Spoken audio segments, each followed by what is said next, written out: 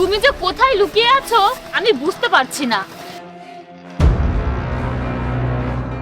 Uncle, আমাকে phone দাও, বাবার সাথে কথা বলতে হবে। বাবা, তুমি এখানে একা একা কি করছো? আমাকে আমার বাবার সাথে কথা বলতে হবে। আচ্ছা বাবা, আমি এখনই তোমার বাবার সাথে কথা বলিয়ে দিচ্ছি। এদিকে এসো বাবা, আসো।